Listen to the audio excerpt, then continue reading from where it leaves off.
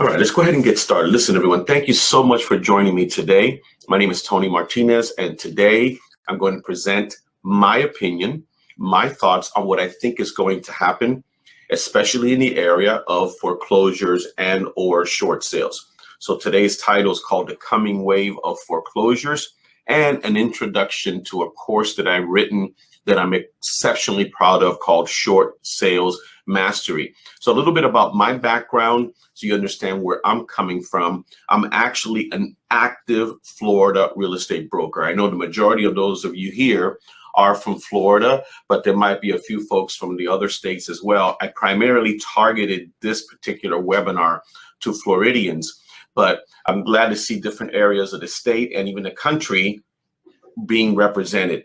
The fact that I'm a broker means that I'm in the trenches with you. I know what's going on. I'm not speaking about theory, any of this kind of stuff.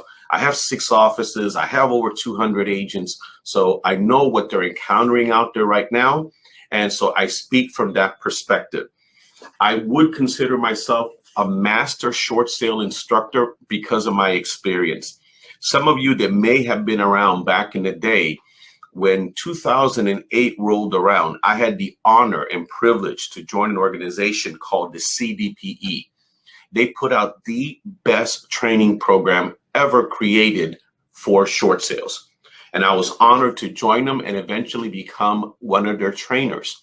I went on in 2.5 years to teach over 10,000 agents how to do short sales. I spent 2.5 years traveling the country every week. It was a different state, a different city. And I had the privilege of getting to know so many professionals. And as much as I taught, I learned from them as well. I have a passion. I have a passion for helping people that are in a distressed situation. And even though I technically stopped teaching officially back in, I would say the last class I taught was 2014, I believe, I've never lost that passion for short sales. And from time to time, I would teach it. I would teach it to basically my group of some people that were interested. But circumstances have brought about the need, in my humble opinion, to bring this back in a major way to the marketplace. Because as I mentioned a little bit earlier, there's a whole generation of agents right now that have no idea what a short sale is and what it entails. There's my email address so y'all can write me directly afterward. I would appreciate any feedback on the webinar, any questions you have. I'm very, very open to any criticisms or suggestions. Here's what I want to cover today. Are we in for another wave of foreclosures? I'm going to make my best case, my argument as to whether that's going to happen or not. If so, are we going to look at a need for opportunity for more short sales? So I'm going to make the case that agents should engage in this arena, in this niche. Because a lot of agents are afraid of it. They just never done it. They've heard nothing but horror stories. They avoid short sales like the plague. And I need to change that in my own small way. I need to reset the mindset out there to get people to be open to this area of opportunity. And there are going to be some amazing opportunities. I'm going to share some basics. For those of you that have never even touched a short sale, I just want to give you some basics so you can get understanding of what the essence of a short sale is and what it's not. Then allow me to introduce you to my program, because there's going to be a certain percentage of you that are going to say, I want more. I want to learn more. How do I do it? Because let's face it, there's an immense shortage of quality short sale training out there. There's hardly anything available. And then some of the stuff that is available, well, I'll leave it up to you to decide whether it's any good or not. I'm biased in my opinion. So I'm going to quickly share what it is that I cover in my online training program. And then if you stay with me to the very end, I'll reward you with a little bonus session on how you can actively, immediately start marketing your services to people in distress and start the process of taking some short sale listings. Okay? Ready to go? The question is it being recorded? I certainly hope so. It's supposed to be. I don't use this program that often, and my understanding is that it is. Worst case scenario, if it's not, I have the recording of my last one, so I'll hook you up one way or the other. The intention is that if it is recorded and it works as it should, everyone that's here will receive that recording as well. let's start with a disclaimer. I mean, don't you have to start everything with a disclaimer nowadays? I'm not coming at you from a perspective of an economist. God knows I didn't even graduate from high school. So what do I know about being an economist? I'm just going to share my perspective as a broker and someone that lived through the mortgage meltdown in 2008 and why I see some similarities in what we're going through right now.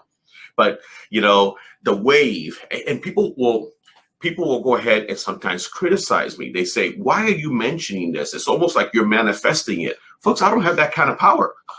Trust me, I'm not that influential. But the minute COVID hit and the lockdown started to happen and people started losing their jobs, it didn't take a math whiz or a genius to figure out that something was going to happen as a result of this. But here's what I encounter all the time. I constantly encounter agents, brokers, people like myself, brokers, responsible for helping their agents to grow their businesses. And they have their head in the sand saying, oh, no, it's not going to be that bad. It's not going to be this and that.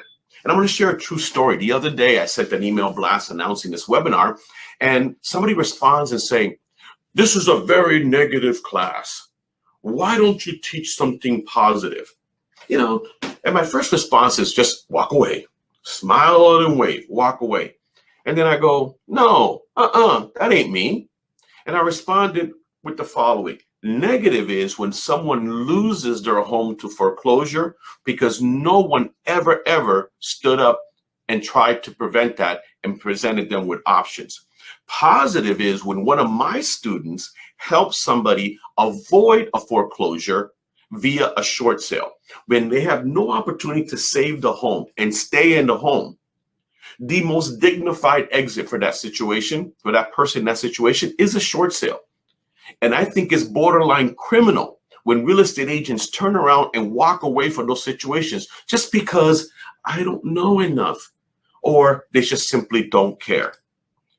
Look, we're all entitled to our own opinions, but not our own facts. When I did one of my last webinars on this subject, when we were kind of in the biggest throes of the whole lockdown situation, we saw what happened to the unemployment rate, right? It spiked up almost 15%. Again, when you see that many people out of work, what is the first thing they stop making payments on? Their mortgages. And I went, uh-oh, something's going to happen. Something's going to happen. Now, the good news is that now we're a year plus into this, right? And states are opening up. The economy is starting to rev up. So we're seeing the unemployment rate come down. This is great because we want the situation to get better. We want people to be able to make their payments. We want people to be able to stay in their homes. But it is still significantly higher than it was pre-pandemic. And for certain areas of the country, and I'll show you what those areas are, they've been even hit harder hit as a result of this situation. So the first domino, right, is people can't make their payments because they're unemployed. And then what happens is, this is the latest stats that I was able to get. These are January numbers from CoreLogic, and they're amazing. It is getting better.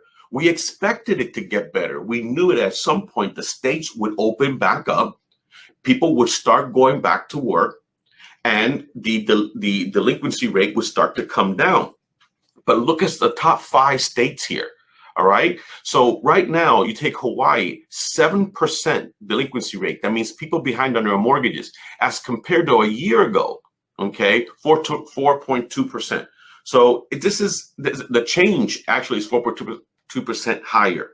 And Florida, my home state, significant increase in delinquency rates. Now, you probably are in one of the areas you see right here. You see all this red. All this red represents an increase in delinquency rates.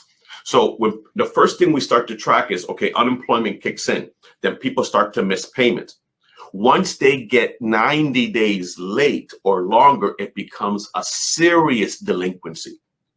You have to understand that pre-moratoriums, all right, we're going to talk about that, pre-moratoriums, when somebody was seriously delinquent, at least 90 days late, the vast majority of those situations resulted in a foreclosure. The numbers state that somebody can miss one payment and because a series of things could have happened and they can recover. Maybe two payments. Once you start getting 90 days, God forbid, 180 days late, the likelihood of recovery is remote. And that goes straight into foreclosure. So you see all this red here? These are the states that are hurting, or metropolitan areas that are hurting the most right now with high delinquency rates. All right. So then I'm sorry for the quality of this. These were screenshots, but forbearance. So what was the first thing that happened when the lockdowns happened is the CARES Act was passed by Congress, right? And that gave people the opportunity on the Fannie Mae and Freddie Mac loans and everything else to go ahead and go into a forbearance agreement without any kind of penalties. And at first it started out as 6 months, and then it was added additional option to go another 6 months. And you know that a whole lot of people elected to go on that forbearance, even though they could make their payments. See, that's the mindset. The mindset is, I get to live here free. No, you don't. They're not forgiving that. You not making that payment, whether you could or not, you choosing not to make that payment just means you're going to have to make it later. You know, the bill needs to be paid, but they're pushing that can down the road. So there's a percentage of people that have just been getting a free ride, hoping that somehow Congress is going to do something and forgive all this debt. Anything is possible nowadays, but I don't see that happening. But here's the scary part. Look at the percentage of people that are in forbearance that are already 90 days late and over 180 days late. So here's a scenario, okay? I want to give you this scenario. Someone starts off because they had no choice. They needed to get into forbearance. They lost their job. They go to 6 months. They're not back to work yet. They add another 6 months. Guess what? All this pressure from the government, the CDC to extend moratoriums, evictions, and everything else, they keep adding on. Might go as long as 18 months without making a payment. Do you think that party's going to end at some point? And maybe that's the wrong use of term, but you think this could go on indefinitely? You don't think there's going to come a point where they're going to say, okay, listen, we got to do something here. You have to start making your payments. And then you have two issues, right?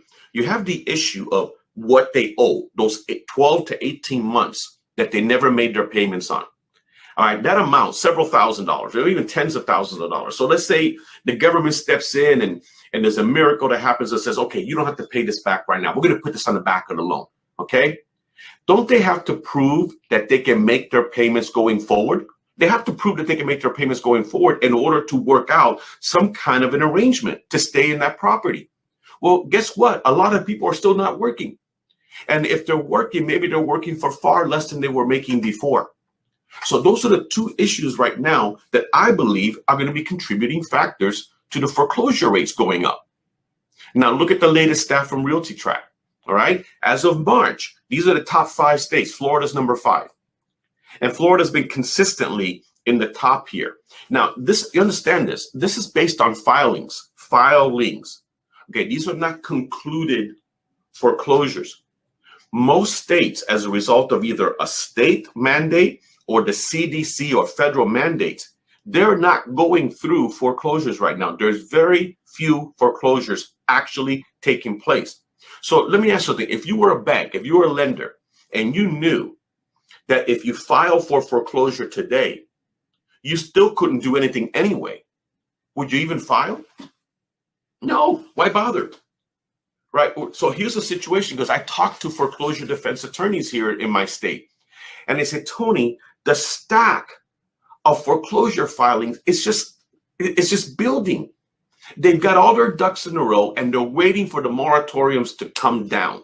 And the minute that comes down, you're going to see an avalanche, a flood of foreclosure filings that are going to happen all at one time. So what this chart doesn't take into account is the number of files that the lenders are simply sitting on their hands, waiting for them to have the green light to not only commence, but conclude the process.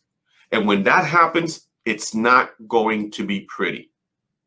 Moratoriums, different states have already started to challenge them in the courts, saying that it's not even constitutional for the CDC to go ahead and say, you can't, go through on this. And look, I understand. I know what it's like to lose a property. I know what it's like to go through foreclosure myself. I was one of the victims of the 2008 crash.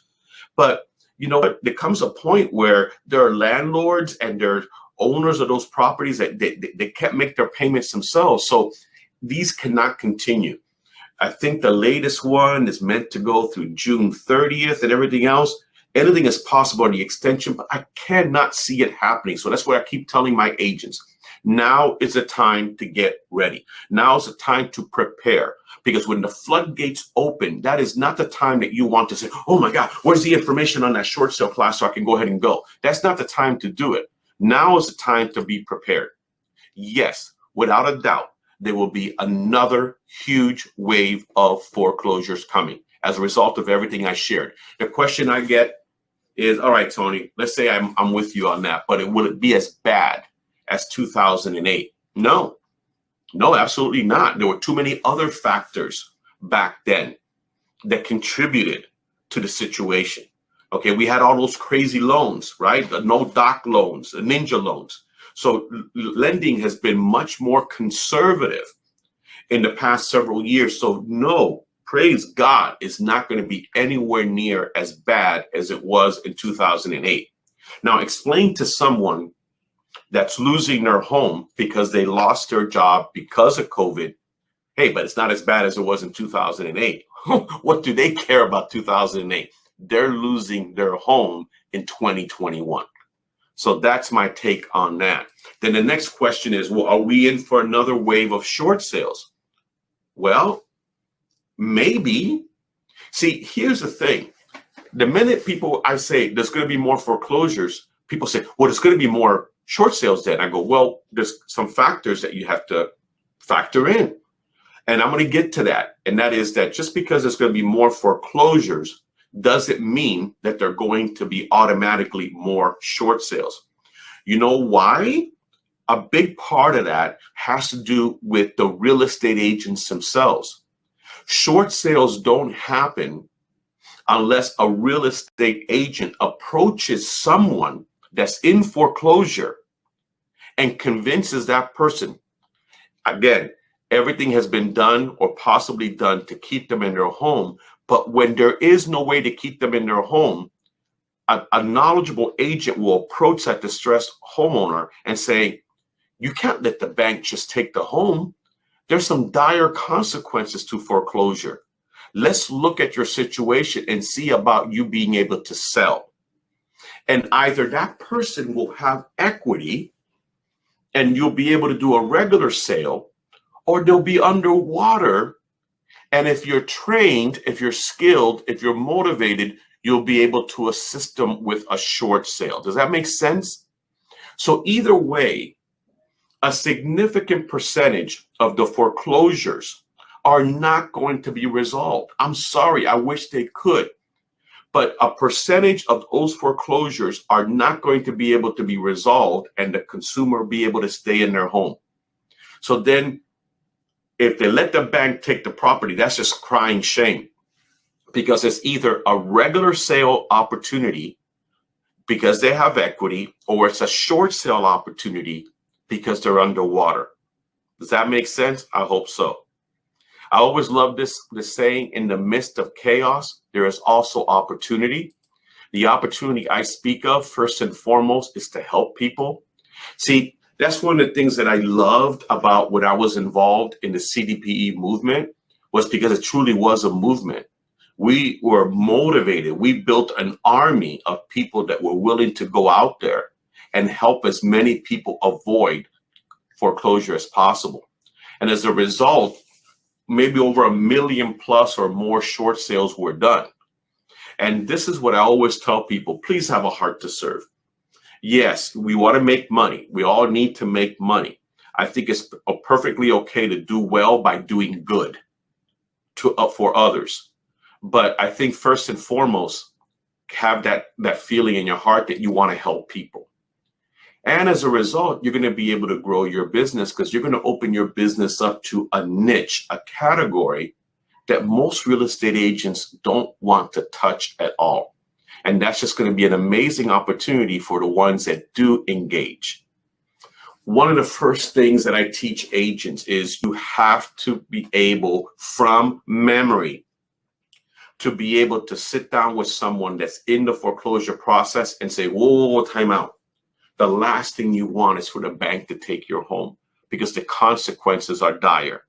So when I teach my students, I say, use this as arrows in your quiver.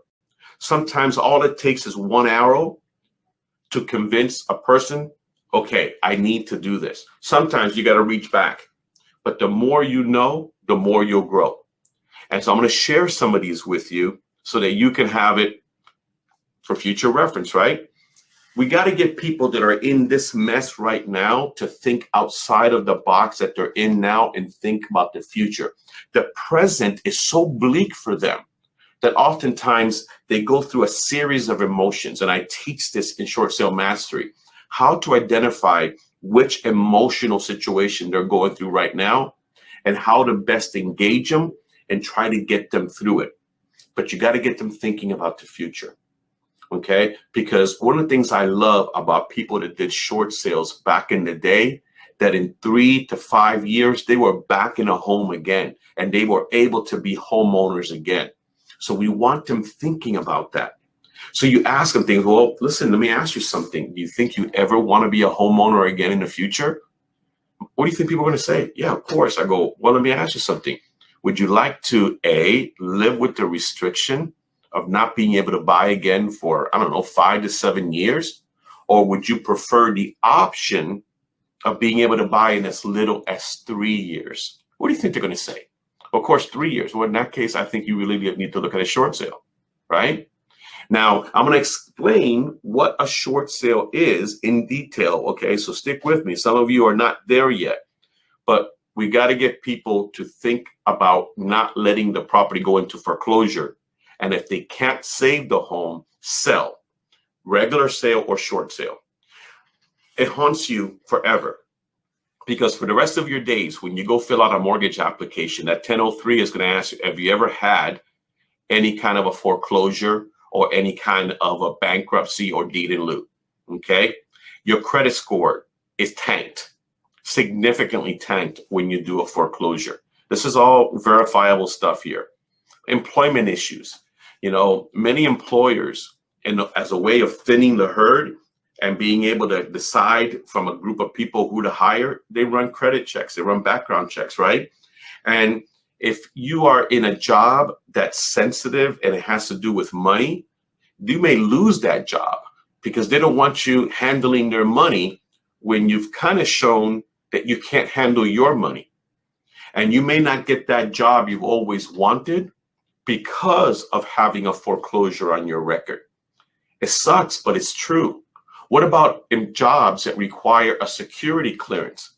I joke that in one class, an agent says, well, I don't work with any secret agents, so they don't need it. So I wouldn't know about that. I go, look, if you were, you wouldn't know, because hence the whole secret agent part.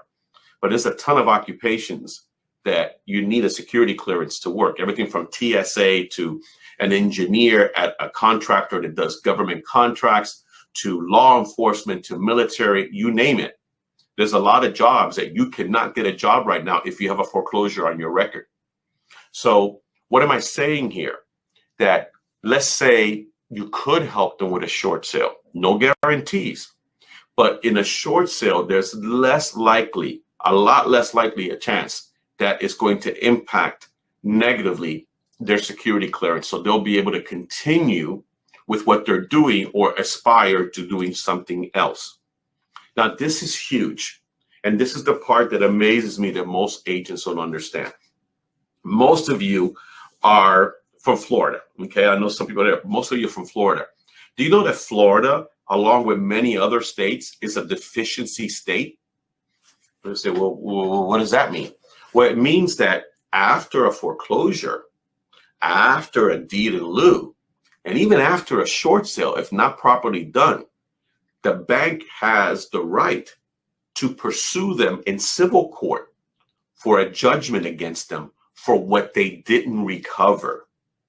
Now think about that. If the bank loses $100,000 as a result of a foreclosure, and that's after they include all the costs that come after, maintenance costs, insurance, cutting the grass, cleaning the pool, all that's factored in there.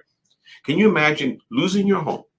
Okay. And then on top of that, they come after you for what they lost. And do you know that the typical homeowner has no clue that this is a possibility? Why would the homeowner know if most of the real estate agents don't know? Yes, lenders in many states can sue to recover the losses. And it can even apply in a short sale if it wasn't properly negotiated, because the quintessential short sale is one where it's not just the lender or lenders agreeing to lose money, but they actually in writing waive the right to pursue a judgment against that homeowner. That is critical. That is critical for it to be as part of the negotiation. There's also tax liabilities. A lot of people don't know that forgiven debt is taxable income. I use this analogy. Let's say you got a credit card you owe 20 grand to, and you get one of these services out there that will reduce that amount, and they reduce it down to 10,000. You're happy, right? You owe 10,000 less. But guess what you get come January? You get a 1099 for how much? 10 grand. Because you now owe taxes on that. And if you're in the 25% bracket, you now owe 2,500. So now imagine you doing a short sale and or a foreclosure, right? And the bank loses 100,000 and then report it, right? And you now potentially owe 25,000 or more. So it's very critical that people understand that walking away, because people say, I'm walking away, I'm letting the bank take the property. They think it ends there. No, it doesn't.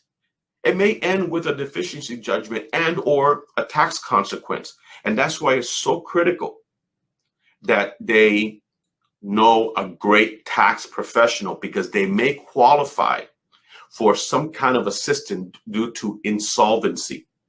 Now, I'm asked this question here. What is the time frame? How long do they have to go after? I happen to know that. If it's in Florida, they have 1 year. And that's a result of HR 87. HR 87 passed several years ago. Prior to that, they had 5 years in Florida to go after them. That's a lot of sleepless nights. Now it's 1 year. So keep that in mind. Okay. Now, short sales. What is a short sale? Well, here's the way I look at it. I see an amazing opportunity for agents. So I mentioned I was a broker, right? Yeah. Well, how much inventory do we have out there right now? Okay. It's like there's no inventory, right? And so here's what I always teach, right? If listings grew on trees, equity sales would be at the very top, wouldn't it? Those are the sweetest fruit. It's at the very top. So then you have agents competing for those listings. And I really feel for new agents, right? Brand new, right out of school. They show up at that listing presentation and go, oh, I got to climb that tree.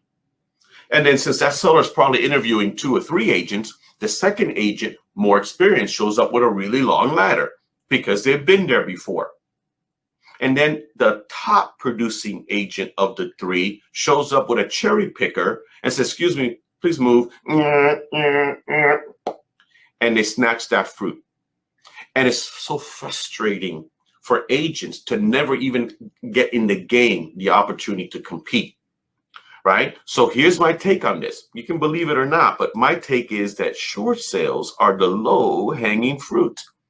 Why are they low-hanging? Because agents are scared of them. They don't know anything about them. You know how many times I've interviewed agents and I tell agents, I go, you know what? One of our specialties, we do short sales. I go, what's that? And I go, well, let me ask you something. The other brokers you talk to, did they even mention this as a niche? No. And I know for a fact there's a ton of brokers out there right now that they're telling their agents don't engage in short sales. And you know why? I think it's because they don't know short sales themselves. They don't want their agents going out there and doing deals that they can't support their agents on because they don't know what they're doing. So I think it's a crying shame that given how many agents avoid it like the plague, that more agents aren't stepping up. So here's a quick introduction to what a short sale is, all right? Let's start with one basic premise. And I ask this question every time. Most of the agents get it wrong. I'll go ahead and say, what must you have in place? What must you have in place for a short sale to take place?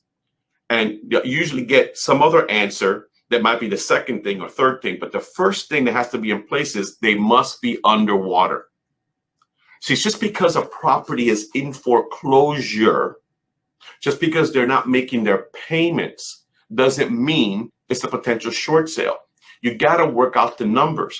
You got to go ahead and do a quick CMA, look at what is owed on that property, factor in what is owed, maybe one loan, two loans, association, right?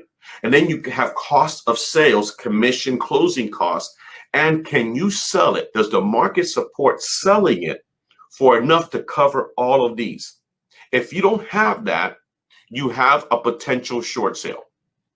In that case, the listing is taken, a contract is secured, the contract is submitted as part of a package to the bank or banks, lender or lenders, and with the request that they accept less than the amount that's owed. Easier, more complicated than it sounds. Trust me on that. If the bank or banks accept the offer, maybe they counter, they go back and forth, then they agree to release the title on the property so that the seller can get out and get on with their lives. That is, in essence, what a short sale is, okay? And there's a lot that goes into accomplishing that. One of the things you have to look for is the banks aren't in the business of giving away money. They're going to look really hard and close at the seller's situation. So not only do you have to have a property that qualifies, meaning it's underwater, but are the sellers also qualified to be given this opportunity? So what's the first thing the bank wants to know? ¿Qué pasó? What happened? Did some kind of significant change take place from the time that you took out this loan until now that prevents you from paying it back? And if they can't produce proof that something like that happened, they're not eligible. So there has to be some kind of adversity or hardship. And they're usually the ones that you see there. The most common suspects are right there.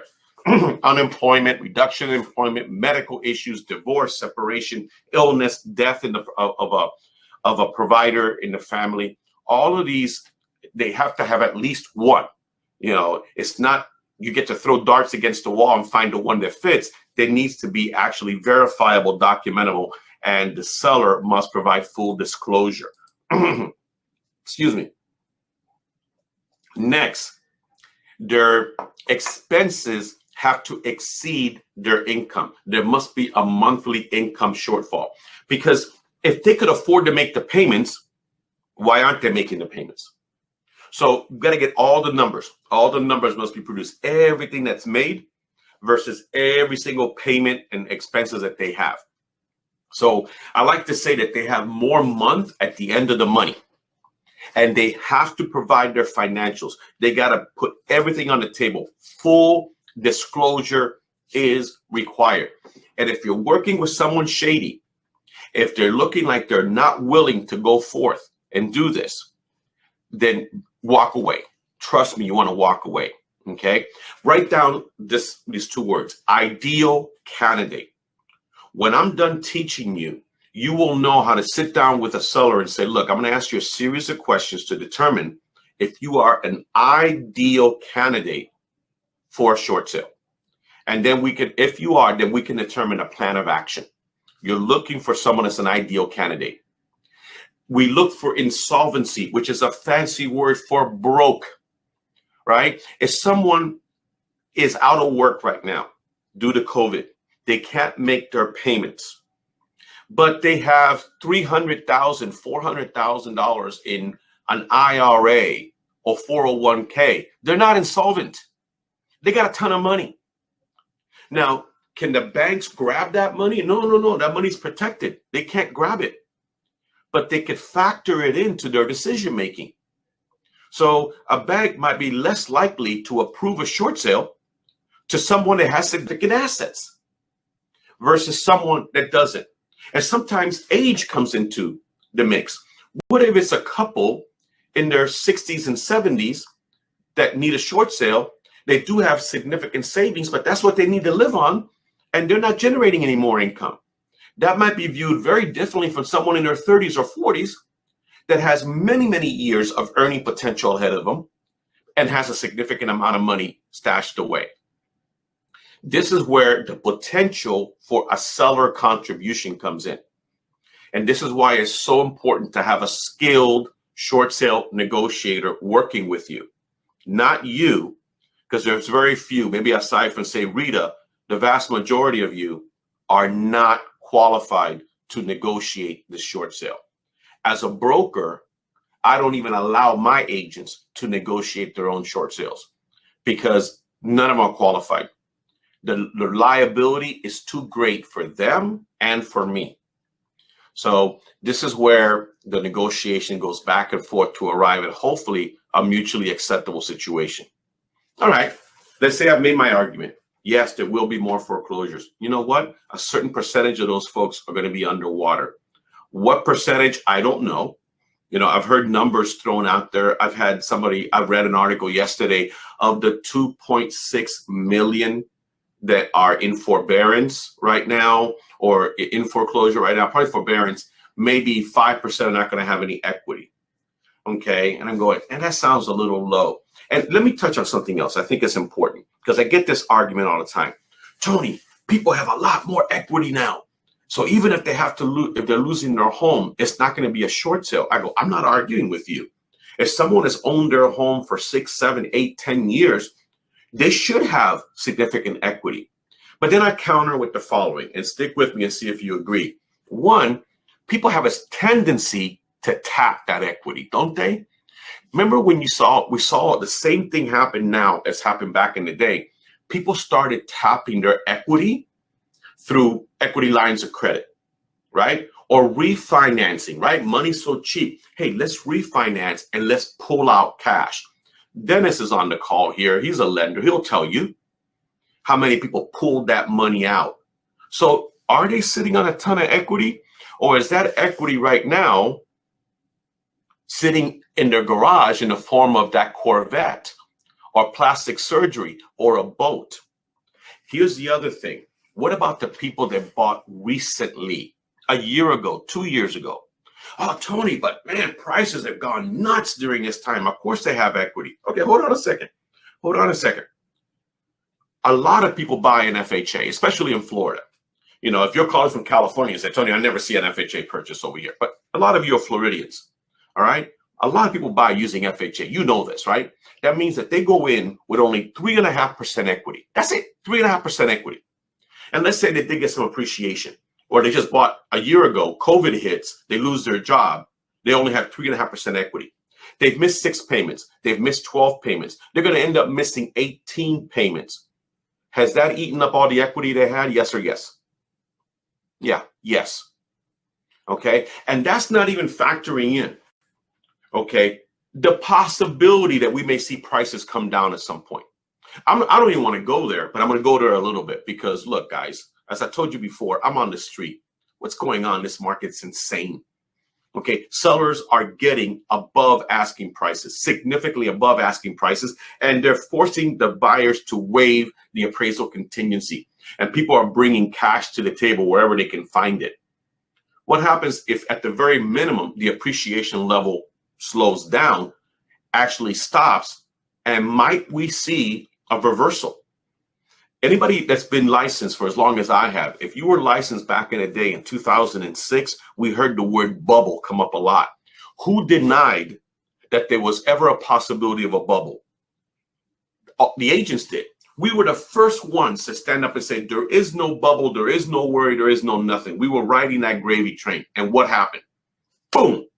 We got hit by that train head on. So apart from that, just what I mentioned so far, I think we're going to see a lot of underwater properties out there. Now, let me tell you a little bit about my course. Stick with me to the end, and I'll give you some lead generation tools. The way I created this course was to deliver it in bite-sized pieces. Because one of the things I know that it can be such a complicated topic for folks that when you hit them like a fire hose, you know, they're taking a sip of water from a fire hose, right? I don't recommend it. It's too much to absorb. So here's the first thing I did is I broke it up over 5 sessions. 5 sessions, 2 hours each. I do it via Zoom. I love it. I don't even have to wear pants, though I do. I go ahead and sit there and I says, all right, let's go. Chapter 1. Each session is recorded. So I've already factored in that whatever time of day I do it, it's going to conflict with someone. There's always someone that's going to be conflicted. Or you know what? You got to go on a presentation or something else comes up. It's all good. Each session is recorded. So 5 weeks, 5 straight weeks, 2 hours, and it usually goes longer because I just keep teaching and teaching and teaching. And you know what? If you have to leave the call, it's all good. You get the recording anyway. I provide a workbook the day before each session. I send you a link to the workbook for you to download so you can follow along. Every now and then I include a panelist, you know, a short sale, a negotiator. I also try to include foreclosure defense attorneys. And then after graduation, even during the class, I have a membership, and you get membership in my private Facebook group so that you guys can develop that sense of community within this group for support, referrals, you name it. So here's what I cover, soup to nuts. I always say I'm going to cover A through Z, but I don't start at H. I got to start at the very beginning because 95% or more of the folks that sign up for this have never done a short sale in their lives.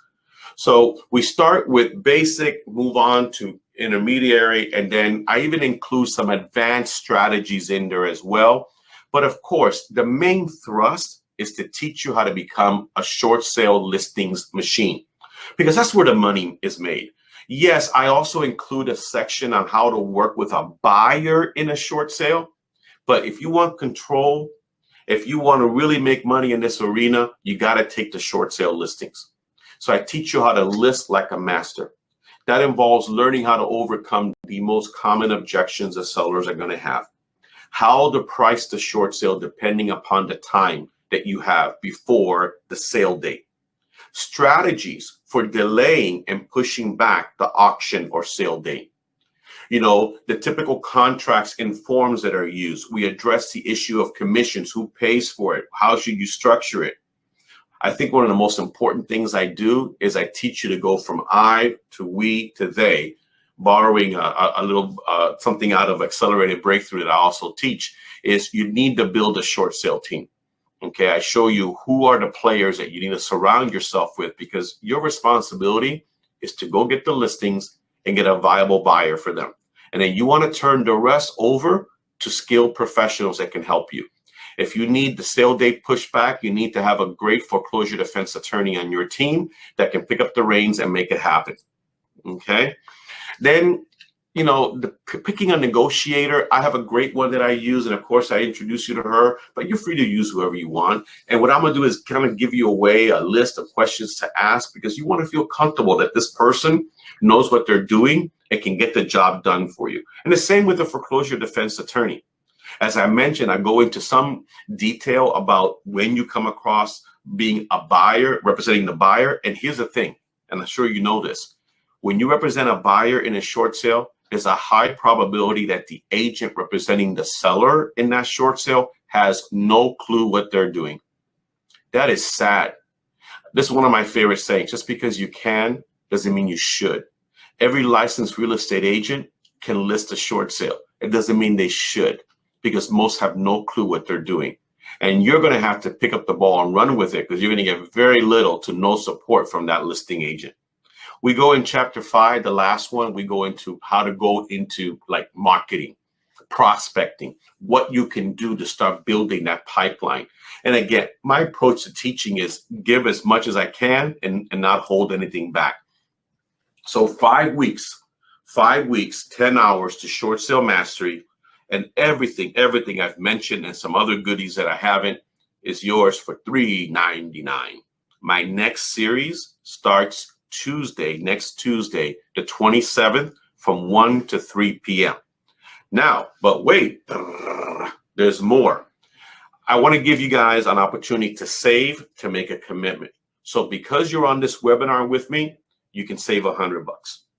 And what you need, I'll give you a discount code in a second to use, but I really want you guys to get on this training because it can make a huge difference, not just in your career, but the people whose lives you touch. So $299 for everything I'm including, 1 to 3 p.m. Eastern, starting next Tuesday. Remember, every session is recorded, so if you miss it, it's all good. Here's where I need you to go. You need to go to shortsalesmastery.com, shortsalesmastery.com. There will come a time and place in that registration process where you can put in a discount code. The code is SSM for Short Sale Mastery 100. SSM 100. It's not case sensitive. That should update the cart to bring it down to the $299 price, the $299 price. Okay. Now let's go ahead and do this bonus lead generation tips, and I'll put that URL up again. But here's what I want you guys to do, and you can start this right away. Let's say you're in Florida, right? Florida has a process where we don't really have a redemption period. So it takes a very long time to get to foreclosures in Florida, 6, 8, 12 months.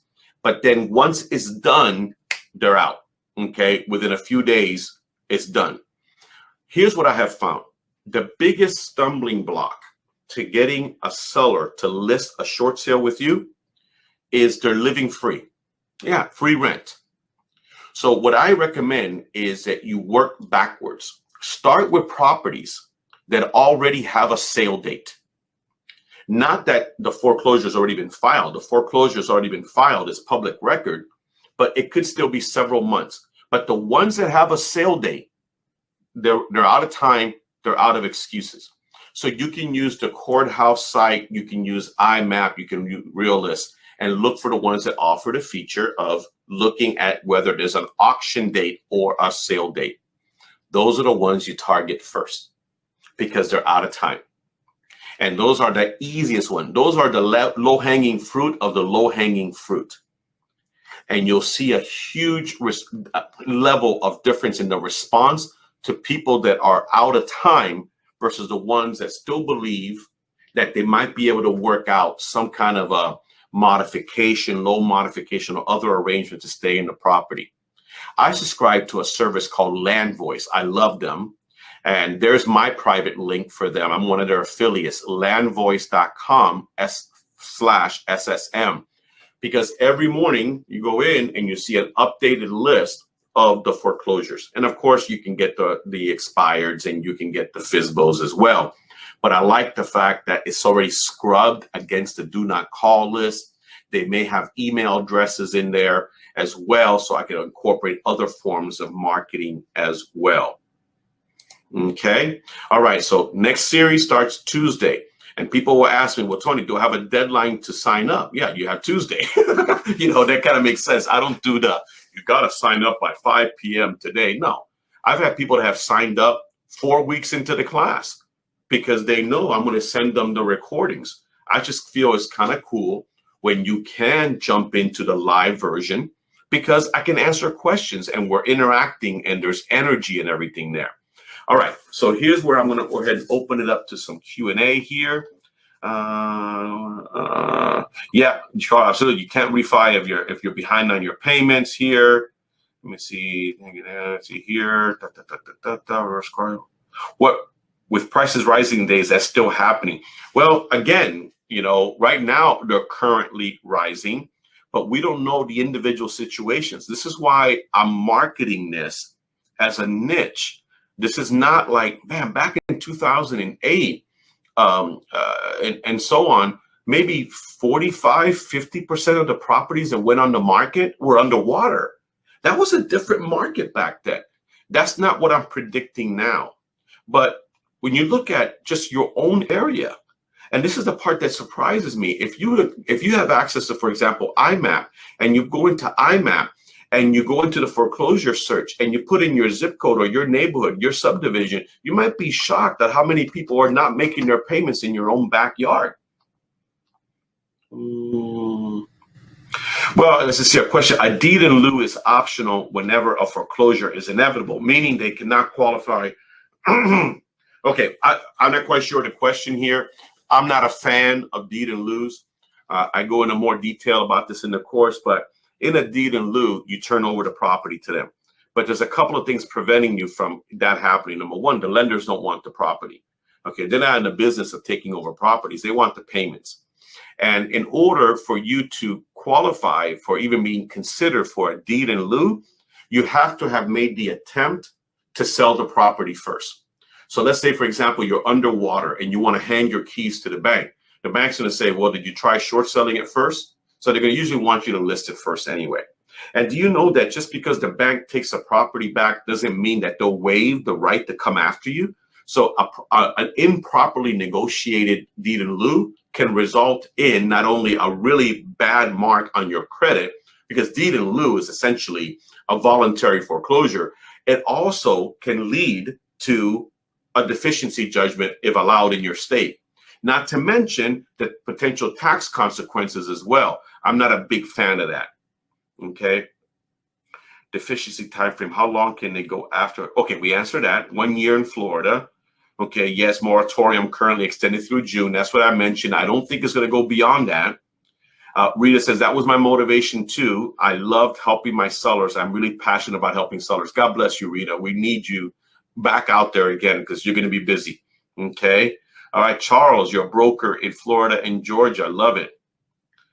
Okay, question. I'm very curious about when this market is going to change. If I knew the answer to that, Rita, I would not be doing this webinar for free. I would be Nostratomi. I'd be sitting right now on a mountaintop wearing just a robe, and I would charge people for my opinion. All I know is what goes up usually must come down. So keep an eye on that, okay? All right, most of these are here. I think we pretty much have covered. I heard there was a fixed commission set by the bank. Well, no. I think the question also comes, can you earn your full commission in a short sale? Sure, you can. And there are circumstances that can prevent you from doing it. It's kind of complicated, but banks starting back in 2009, I think it was, thereabout, the Fannie Mae and Freddie Mac essentially came out with an edict saying, hey guys, pay the agents their full commission. Even FHA says pay them their full commission. But one big if was if the agent started by asking for more than the normal standard, whatever commission you want to call it. Actually, I can mention commission because I'm just kind of reading off what the actual guidelines were. I'm paraphrasing it, but they said, listen, pay the agents their full commission unless they start off by asking for more than 6%. So agents that weren't paying attention and were listing short sales at 7, 8, and 10% opened themselves up to having their commissions cut significantly. So that's something you keep an eye out for. Also, there's no protection if you're the agent on both sides. Yes, can you be the listing agent and the agent representing the buyer? Sure, you can. But you open yourself up to them possibly cutting the commission down by a point or two. Does your course teach you how to find the short sale date? Well, listen, I kind of already told you, just go to the court site. Just go to the courthouse site. Everything is there. And depending upon what county you're in and everything else, you go in and they might go in through the auction site area, but it's all there because you know what? It's public knowledge. Once, let's say you're Florida, right? The minute the less pendants has been filed, that notice of default and everything, it's already public record. It's kind of like the dirty laundry is out there, so it's easy for you to find. Thank you, the Nostratoni, the greatest of all time. I don't know about that, but I think I'm okay. Do you recommend learning how to negotiate or delegate to a team? Michael, stay away from negotiation, brother. I know you're a broker. He's a brother of mine. I know that he doesn't want to have that stress on him. Actually, I can speak for him. But look, here's what I teach. Back in the day, 2008, 2009, nobody knew what they were doing. We had to teach agents how to negotiate their own short sales because nobody else knew what they were doing. Now, the banks know what they're doing, but the listing agent still don't. The seller still don't. The buyer's agent still doesn't. and the buyers still don't. But there is a group of individuals out there called short sale negotiators, either through your attorney or through your title company or just independent negotiators like the one that I use that can do an amazing, amazing job. And look, they don't charge the seller. The money typically is going to come from either the bank and or the buyers. And look, they are so skilled. They have the relationships. I don't want that stress in my life. That's why you want to build a dream team. Okay, Lucy, thank you so much. Again, my goal is I'm doing my best that this is recorded. And if it's not, I'll send you an earlier version of mine, which is pretty much the same information from the last one I did. But reach out to me via the email address I shared at the very beginning or through the website if you have any questions. Okay, I agree with your perspective. We need to be ready for a small percentage. Absolutely. See, to me, it's just only logical, right? Because if you start going after people that are in foreclosure and you've gone to them and you say, look, I'm an advocate. I want to make sure that no one loses their home without doing everything possible. Can you imagine the blessings you get out of that? And you connect them with your foreclosure defense attorney. Maybe they can work out a modification and whatnot. But if that person cannot do it, or they already tried that, and there's no way that they can save their home, now you say, don't you want to exit with some dignity? Let's look and see if you have any equity. And if they do, isn't that a slam dunk? Of course I can help you. It's a regular sale at that point. But if it is underwater, you won't have to turn that away. You'll be able to step in and work with those people as well. Amanda, thank you so much. I appreciate your feedback on that. And I don't thank you. All right. Let me go to the very top here. Karen, thank you so much. All right, folks. Yes, Deborah, the attorneys and negotiators get paid by the buyers. Well, they usually try to include it in the HUD to be paid for by the lenders, okay, by the banks. When that fails, then they go to the buyer. But here's something I'll share a little secret with you. Part of what I teach is if you represent a seller in a short sale in this day and age, your negotiator needs their money, okay? Your negotiator doesn't work for free. So you want the buyers to sign an addendum that they are aware that any fees that are not collected, because the negotiator is going to have their standard fee, call it, say, $2,500. If they have their fee, and the bank's only willing to pay $1,500 or $2,000, that buyer needs to be aware that they're ready, willing, and able to bring the difference to closing. That is critical because agents screw up all the time on that. And then they get the approval. No one can pay the negotiator, and you think that deal's going to close? No. And to go to a buyer in that situation and say, guess what? You got to come up with $2,000 out of your pocket right now that you weren't expecting. That's neither professional nor ethical. All right. Okay, that's true because I was one of those agents. I'm taking your course. Charles, I love it. Good to see you there. Okay, I think we're done. Listen, I've had fun. I hope you have as well. Okay, last question. How many days? It's 5 sessions, 5 2-hour sessions, 5 consecutive Tuesdays. We start next Tuesday from 1 to 3 p.m. Eastern. All right. So again, you miss any portion, you get the recording that evening. No missed content. All right, folks, I've enjoyed it. I hope you have as well. God bless you all. Do the lenders let the seller pay closing costs? No. The whole concept is that, let me answer it this way. Okay, that's an excellent question. The seller technically doesn't have any money. So the costs that are normally associated with the seller side are picked up by the bank. Now, there's some fees the banks are just not paying for anymore. We'll get into more of those in the course. And at that point, someone's got to pay for them. And usually it's going to be the buyer or maybe the title company gives or something. But the whole premise for this, for the seller, is that it's bad enough that they're walking away potentially with no money whatsoever. Okay, they may get a relocation amount, okay, but it shouldn't cost them money out of their pocket. All right, good. Thank you. All right, guys, thank you so much. God bless you all. See you, a lot of you, hopefully on Tuesday. Take care. Bye-bye.